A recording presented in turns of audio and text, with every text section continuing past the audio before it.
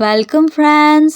Next scene में दिखाया जाता है इम्प्रेस गिसेल पूछती है कोडेलिया कहाँ है। देन मैट कहती है शायद वो सो रही है, हालांकि उन्हें अभी तक जाग जाना चाहिए था। देन इम्प्रेस गिसेल चिल्लाते हुए कहती है कोडेलिया। कोडेलिया अपने रूम में बुक रीड कर रही थी एंड कहती है हर मैजेस्टी आप इतनी सुबह सुबह। देन इम्प्रेस गिसेल कहती है मुझे कुछ काम है, क्या तुम कुछ समय के लिए मेरे साथ चल सकती हो। देन कोडेलिया कहती है मैं समझ गई, मैं अभी रेडी होकर आती हूँ। देन इम्प्रेस गिसेल जाते हुए कहती है तो फिर ठीक है, मैं तुम्हारा ग्रीन हाउस में इंतज़ार करूँगी। एंड कोडेलिया ब्लैंक होकर उन्हें देखती है और पास्ट टाइम के बारे में सोचती है एंड हमें पास्ट का सीन दिखाया जाता है। इवान कहती है कोडेलिया मैं आंख बंद करके तुम्हारी कहानी पर विश्वास नहीं कर सकती, लेकिन मैं तुम्हें मार भी नहीं सकती। देन कोडेलिया कहती है तुम अभी भी इस सिचुएशन की गंभीरता को नहीं समझ रही हो। देन इवान कहती है अगर ये सच भी है तो इस तरीके से कुछ भी सॉल्व नहीं होने वाला, सारा प्रॉब्लम अकेले ही सॉल्व करने से हालात और भी खराब हो जाएंगे। मैं ये तुम्हें बता नहीं रही हूँ क्योंकि मैं भी एक समय पर तुम्हारे ही जैसी थी। देन कोडेलिया कहती है तुमसे बहस करना समय की बर्बादी है, मैं तुम्हें एहसास दिलाऊंगी कि इसके अलावा कोई और रास्ता है ही नहीं। ये ब्रेसलेट लो और याद रखना ग्रीन हाउस। प्रेजेंट में कोडेलिया उसी चीज़ के बारे में सोच रही थी। देन नेक्स्ट सीन में दिखाया जाता है इवान उस ब्रेसलेट को ली होती है एंड मन में कहती है कोडेलिया, जिस कोडेलिया को मैं जानती हूँ वो नोबल से बिल्कुल अलग है। मुझे ऐसा महसूस हुआ कि वो कम्प्लीटली दूसरी पर्सन है, उसका वो साइड हमसे मिलता जुलता है।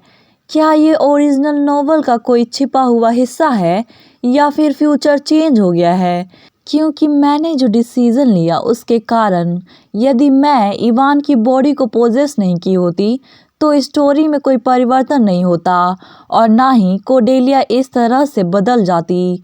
और जो विज़न मुझे कोडेलिया ने दिखाया वो मेरे मन के अंदर समाई एक चिंता है।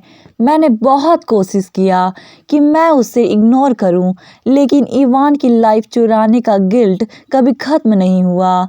एंड परेशान होते हुए कहती है लेकिन ये चीज़ मैं नहीं चाहती थी। देन तभी पेम्बे कहता है इवान तुम्हारे पीछे कोई है एंड इवान डरते हुए पीछे देखती है एंड पेम्बे उन्हें गुस्से से देख रहा था। एंड ड्यूकियल्स कहते हैं इवान मैं माफ़ी चाहता हूँ, क्या मैंने तुम्हें डरा दिया। दूसरी तरफ दिखाया जाता है बारिन चिंतित होता है एंड कहता है आप इतने लेट क्यों आए, अगर थोड़ी देर और रुक जाते तो मैं पैलेस में ही घुस जाता। देन ड्यूक आर्जेंथोस कहते हैं एक सिचुएशन आ गई थी और चीज़ें काफ़ी कॉम्प्लिकेटेड हो गई थी। देन बार्डिन पूछता है क्या हुआ, क्या थर्ड प्रिंस मान गए। देन ड्यूक आर्जेंथोस पूरी सिचुएशन के बारे में बताते हैं एंड पास्ट का टाइम दिखाया जाता है। ड्यूकियल्स कहते हैं यदि हर मैजेस्टी को इस मेडिसिन से कुछ भी फ़र्क नहीं पड़ता है तो मैं अपनी लाइफ इंपीरियल फैमिली को देने के लिए तैयार हूँ। एंड ये सुनते ही ड्यूक आर्जेंथोस शॉक्ड हो जाते हैं एंड थर्ड प्रिंस कहता है क्या इतना कुछ कहने की ज़रूरत भी नहीं थी। एंड परेशान होकर कहते हैं ठीक है, सिंस ड्यूक जिद कर रहे हैं तो इस बार मैं अपनी मदर की इलाज की जिम्मेदारी आपको सौंपता हूँ, लेकिन यदि इससे कुछ भी फ़र्क नहीं पड़ा तो इसके बाद दोबारा कभी बातचीत नहीं होगी और आपको तुरंत यहाँ से जाना होगा और फिर कभी आप यहाँ लौटकर वापस नहीं आएंगे। देन दिखाया जाता है इज़ब्लिन की ट्रीटमेंट की तैयारी चल रही थी। ड्यूकियल्स वो मेडिसिन इज़ब्लिन को पिलाते हैं। देन ड्यूक आर्जेंथोस अपनी हीलिंग मैजिक का यूज़ करते हैं इज़ब्लिन के ट्रीटमेंट के लिए। थर्ड प्रिंस चिंतित था एंड ड्यूक आर्जेंथोस कुछ महसूस करते हैं एंड कहते हैं कुछ तो गड़बड़ है। देन थर्ड प्रिंस कहता है क्या हुआ, कुछ गलत हुआ है। देन ड्यूक आर्जेंथोस कहते हैं नहीं ऐसी बात नहीं है, ट्रीटमेंट सक्सेसफुल रहा, लेकिन मैंने कुछ अजीब चीज़ नोटिस की। देन ड्यूकियल्स कहते हैं वो क्या है। देन ड्यूक आर्जेंथोस कहते हैं हर मैजेस्टी इज़ब्लिन के सिम्टम ऐसा प्रतीत नहीं हो रहा है कि ये केवल जहर के कारण हुआ है। देन थर्ड प्रिंस कहता है इसका क्या मतलब। ड्यूक आर्जेंथोस हैंकरशिप लेने ही वाले थे।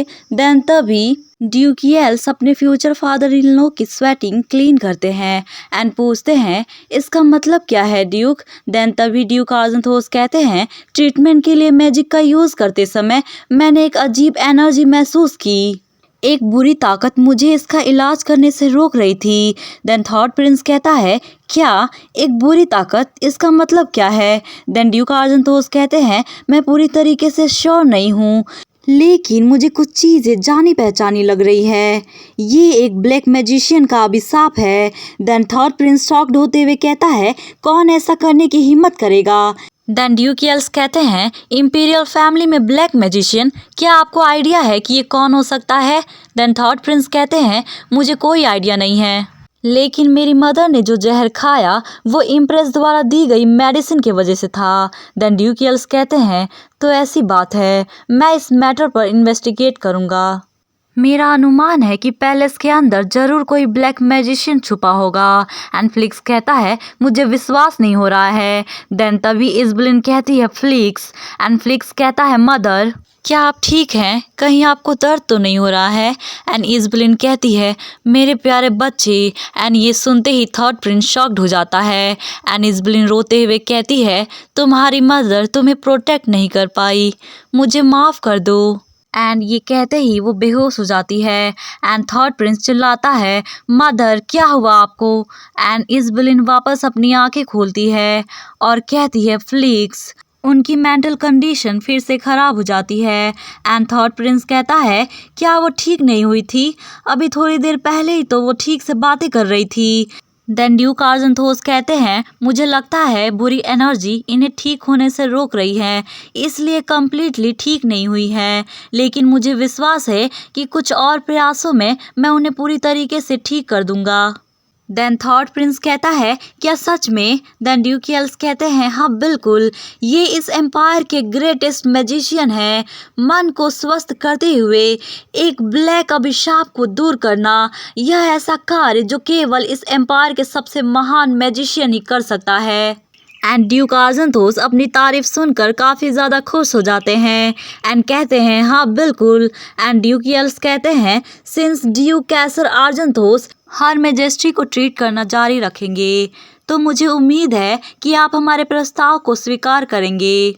देन थॉट प्रिंस कहता है लेकिन क्यों, आपको ये सब करके क्या मिलेगा। इंपीरियल फैमिली का इनविटेशन प्राप्त करना ये तो सम्मान की बात होती है ना, और फ्यूचर में तो यंग लेडी रॉयल फैमिली की एक महत्वपूर्ण हिस्सा भी बन सकती हैं। देन दोनों ड्यूक गुस्से में कहते हैं हालांकि ऐसा कोई नहीं चाहता है। देन थॉट प्रिंस कहता है क्या, बड़ी अजीब बात है, फाइन मैं एक्सेप्ट करता हूँ, लेकिन मैं काफ़ी ज़्यादा क्यूरियस हो रहा हूँ उस वूमेन के बारे में जो दो ड्यूक और क्राउन प्रिंस द्वारा पसंद की जाती है। क्या मैं एक और कंडीशन ऐड कर सकता हूँ, ये उतना डिफ़िकल्ट नहीं है। देन ड्यूक आर्जेंथोस कहते हैं वो क्या है।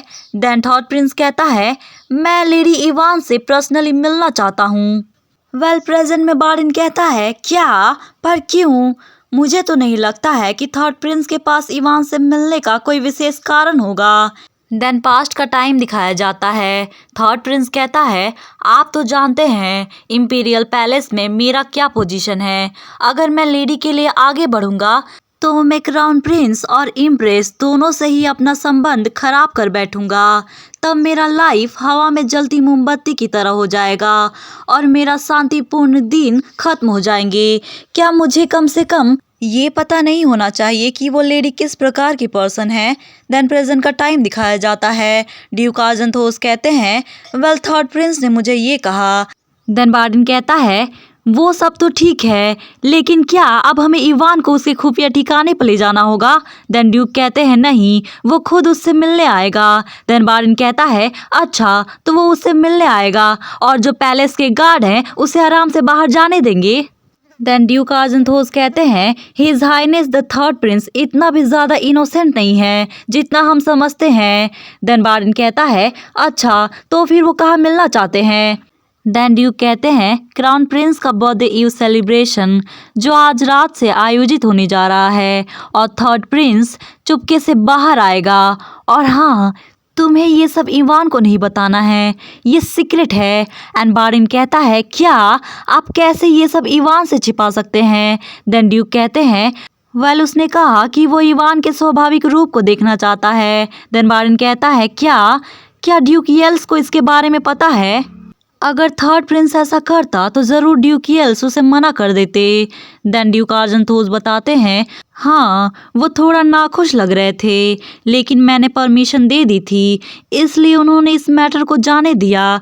लेकिन वो इतना ज़्यादा परेशान क्यों हो रहा था, बल्कि वो तो इवान का कोई रिलेटिव भी नहीं है। देन बार्डिन कहता है जैसा कि मैंने उम्मीद किया, फादर को अभी तक कुछ भी समझ नहीं आया है एंड ड्यूक स्टिल कंफ्यूज रहते हैं इसके कहने का क्या मतलब है। नेक्स्ट सीन में हमें एक खूबसूरत प्लेस का सीन दिखाया जाता है। इवान मन में कहती है मुझे नहीं पता था कि मैंशन के पास ऐसी जगह भी है, आखिर रोड को इस रास्ते के बारे में कैसे पता चला होगा। देन तभी ड्यूक येल्स कहते हैं इवान मैं तुमसे कुछ पूछना चाहता हूँ। देन इवान कहती है हाँ बिल्कुल पूछ सकते हो, क्या बात है। एंड पेम्बे को घूरते हुए कहते हैं आखिर ये हैमस्टर कब से तुम्हारे साथ रहने लगा, क्या मैं पूछ सकता हूँ कि यह आपको कैसे मिला। देन इवान कहती है अच्छा ये तो मुझे एक हफ्ते पहले ही मिला है, वैसे तुम क्यों पूछ रहे हो। देन ड्यूक कहते हैं ये काफ़ी आकर्षक है, क्या मैं इसे छू सकता हूँ। देन पेम्बे डरते हुए मन में कहता है ये तो वही पर्सन है जिसने मेरी मौजूदगी को बहुत ही आसानी से महसूस कर लिया था। एंड जैसे ही ड्यूक येल्स उसे छूने आते हैं पेम्बे डर जाता है एंड इवान के पीछे छिप जाता है। एंड इवान कहती है पेम्बे अजनबियों के सामने काफ़ी शर्माता है। देन ड्यूक कहते हैं तो फिर ये कैसे हुआ।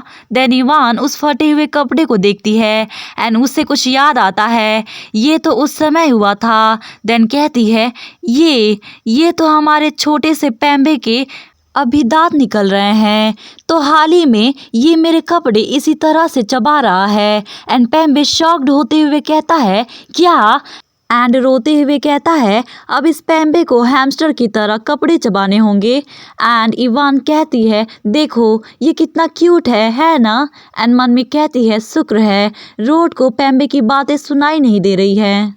एंड ड्यूक येल्स कुछ कहने वाले होते हैं। देन तभी इवान पूछती है वैसे आप थर्ड प्रिंस से मिलने गए थे ना, क्या हुआ।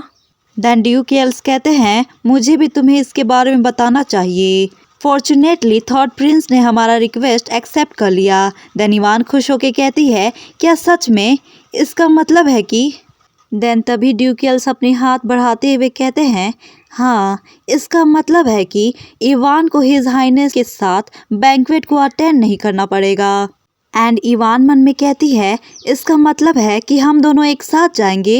एंड ड्यूक येल्स मन में कहते हैं हाँ बिल्कुल हम दोनों एक साथ जाएंगे, और उसके हाथों को काफ़ी ज़ोरों से पकड़ते हैं। एंड इवान कहती है आउच रोड। देन तभी ड्यूक येल्स कहते हैं आई एम सॉरी इवान मैं काफ़ी ज़्यादा नर्वस हो गया था। देन इवान कहती है कोई बात नहीं। देन ड्यूक येल्स कहते हैं मैं तुम्हें कुछ दिखाना चाहता हूँ। देन इवान कहती है क्या। देन ड्यूक येल्स कहते हैं क्या तुम अपनी आँखें बंद कर सकती हो। एंड इवान के मन में कुछ और ही चल रहा था, क्या ये मुझे किस करने वाला है। इवान के मंसूबों में पानी फिर जाता है। ड्यूक येल्स उसे कहीं और ले जाते हैं एंड धीमी आवाज़ में कहते हैं इवान अपनी आंखें खोलो। एंड जैसे ही इवान अपनी आंखें खोलती है उसके सामने ढेरों सारे टाइल्स के भंडार थे। एंड इवान वो सब देखकर शॉक्ड हो जाती है। एंड ड्यूक येल्स कहते हैं मैं इसे तुम्हें जल्द ही देना चाहता था लेकिन इन्हें रिफाइन करने में काफ़ी समय लग गया। एंड इवान मन में कहती है अनरिफाइंड टाइल्स की मार्केट में कोई वैल्यू नहीं है। देन कहती है तो तुमने सच में ये सब मेरे लिए इकट्ठा किया है। देन ड्यूक येल्स कहते हैं मेरे लापरवाही की वजह से इवान को गलतफहमी हो गई। देन इवान कहती है नहीं उस समय मैं कुछ ज़्यादा ही लापरवाह थी। देन ड्यूक कहते हैं नहीं मैं ही जल्दी में था, मैं बस इवान के ऊपर एक अच्छा इम्प्रेशन डालना चाहता था। देन इवान कहती है मेरे ऊपर, पर क्यों। देन ड्यूक कहते हैं वो इसलिए इवान क्योंकि मैं तुम्हें पसंद करता हूँ, मैं ऐसा पर्सन बनना चाहता हूँ जिस पर तुम भरोसा कर सको। और मैं तुम्हें सपोर्ट कर सकूं, तो क्या तुम मुझे डेट करना पसंद करोगी? कम ऑन ड्यूक, तुम्हें उससे शादी के लिए पूछना चाहिए था। वेल, इवान कहती है, क्या ये सब रियल है? देन ड्यूक कहते हैं, हाँ ये रियल है। इसे टॉप ग्रेड टाइल्स और सिल्वर से तैयार करके बनाया गया है। देन इवान कहती है, नहीं मेरा मतलब ये नहीं है, मैं पूछ रही हूँ क्या तुम सीरियस हो? कहीं तुम मजाक तो नहीं कर रहे? हालांकि तुम इस तरीके के पर्सन नहीं हो। लेकिन अचानक से देन ड्यूकियल्स कहते हैं, इवान तुम्हें यह अचानक से लग रहा होगा, मुझे ये बात पहले ही पता चल चुकी थी। भले ही मेरा एक्शन इवान को वास्तविक ना लगे, मुझे लगता है कि इसके लिए कुछ जिम्मेदारी मेरी भी है। अगर ईमानदारी से कहूँ तो पहले तो जैसा आपने संदेह किया, मैंने केवल वैसा ही खेलने का नाटक किया। जब मैं छोटा था तब मेरे लिए फैमिली बस एक ऐसा रिश्ता था जहाँ जिम्मेदारियाँ और कर्तव्य एक दूसरे को सौंपे जाते थे। स्वयं को डची और इस एम्पायर के लिए समर्पित करना मुझे केवल इसी उद्देश्य के लिए पाला गया था। मुझे इससे कभी भी कोई असंतोष महसूस नहीं हुआ। हालांकि जब फैमिली को आगे बढ़ाने की बात आई तो ये मेरे लिए सच में सिर दर्द बन गया। ये केवल फैमिली लाइन को आगे बढ़ाने के बारे में नहीं था, लेकिन जो यंग लेडीज थी मुझसे अफेक्शन और अटेंशन पाने का लालसा रखती रही। यदि सच कहूँ तो किसी और के साथ जुड़ने के विचार से मैं अनकंफर्टेबल हो जाता। इस हद तक कि फर्स्ट टाइम मैंने अपनी ड्यूटी से बचने के बारे में सोचा। और उसी बीच ड्यूक आजंथोस की ओर से मुझे एक मैरिज प्रपोजल मिला। यदि मैं लेडी इवान के साथ डेट पे जाऊंगा तो शायद मैं इतने सारे मैरिज प्रपोजल से बच जाऊंगा। और मैंने ये भी सुना कि वो लेडी किसी से प्यार करती है, तो ये संभव ही नहीं है कि वो अपना दिल मेरी ओर मोड़ लेगी। और वो मेरे लिए एक परफेक्ट अपॉर्चुनिटी थी। और ऊपर से मैं अपनी फैमिली का पुराना डेब्ट भी सेटल करना चाहता था। देन ड्यूक अपने फर्स्ट डेट एक्सपीरियंस के बारे में बताते हैं। ड्यूकियल्स कहते हैं, क्या तुम अनकंफर्टेबल महसूस कर रही हो? देन इवान कहती है, हाँ। फिर कहती है, नहीं बिल्कुल भी नहीं। देन ड्यूकियल्स मन में कहते हैं, क्या इसने पहले हाँ नहीं कहा था? बाय द वे मैंने सुना है कि इसकी पर्सनालिटी एक दुष्ट विलेनेस जैसा है, इसलिए सब उससे दूर रहते हैं। देन तभी इवान कहती है, मैं अचानक से आपसे पूछने के लिए माफ़ी चाहती हूँ, क्या आप मुझे पैसे उधार दे सकते हैं? देन ड्यूक बताते हैं, इवान के क्यूटनेस ने मुझे इस तरीके से अपने काबू में किया कि मैं खुद को भूल बैठा था। और मैंने बिना सोचे समझे इवान को चेक देने के लिए रेडी हो गया। और इससे मुझे बिल्कुल भी निराशा महसूस नहीं हुआ। एंड जब इवान उनके हाथ पकड़ लेती है तो ड्यूक शॉक्ड हो जाते हैं और फिर उनसे दूर हटा लेती है। देन ड्यूक से कहती है, आपको इस तरीके से किसी भी अनजान पर्सन को पैसे उधार नहीं देना चाहिए। एंड ड्यूक मन में कहते हैं, वेल लेडी, आप ही ने तो कहा था। और स्माइल करते हुए मन में कहते हैं, और अब आप डांट रही हैं? आखिर किसने इस लेडी को विलेनेस का दर्जा दिया? बल्कि ये तो प्यार करने लायक है। एंड प्रेजेंट में ड्यूकियल्स कहते हैं, मुझे इस बात का पछतावा है, एक पल के लिए भी मैंने इवान के बारे में बुरा सोचा। जब हम फर्स्ट टाइम मिले तब से मैं कभी भी तुम्हारे साथ इनसिंसियर नहीं रहा इवान। कम ऑन इवान, क्या सोच रही हो? हाँ बोल दो ना। देन इवान कहती है, मेरे साथ सिंसियर रहने के लिए थैंक यू रॉडनीन, और मैं माफ़ी चाहती हूँ कि मैं अब तक तुम्हारी ट्रू फीलिंग्स को समझ नहीं सकी। इससे पहले कि मैं जवाब दूँ, क्या तुम मुझे कुछ समय दे सकते हो? देन नेक्स्ट सीन में दिखाया जाता है, इवान खुशी के मारे पागल हो गई थी एंड कहती है, रॉडनीन भी मुझे पसंद करता है। वाओ, सच में मैं भी रूट के करीब जाना चाहती हूँ। मैं ये कहना चाहती थी, लेकिन जब मैंने इवान को देखा, क्या वो मेरी इमेजिनेशन थी? तो इसलिए मैंने रॉडनीन से थोड़ा टाइम मांगा। देन ड्यूकियल्स कहते हैं, ठीक है इवान, लेकिन मुझे खुशी होगी अगर आप अभी इस गिफ्ट को एक्सेप्ट कर लेती हैं। प्रेजेंट में सभी मेड इवान के गिफ्ट को रूम में अरेंज कर रही थी एंड इवान मन में कहती है उस समय मेरे लिए जॉयफुल मोमेंट होना चाहिए था। तभी अचानक से रियल इवान मेरे विचार में आ गई। अगर मैं इस बॉडी में कुछ समय के लिए रहती हूँ और रोड के साथ अपना रिलेशनशिप स्टार्ट कर लेती हूँ तो क्या होगा अगर रियल इवान वापस आ जाए, तो वो ज़रूर क्राउन प्रिंस को चुनेगी और ड्यूक का दिल टूट जाएगा। नहीं, मैं ऐसा नहीं होने दे सकती। मुझे पता लगाना होगा कि रियल इवान के साथ क्या हुआ और आखिर मैं कैसे उसकी बॉडी पर कब्जा कर पाई। मुझे ये जानना ही होगा आने वाले फ्यूचर के लिए।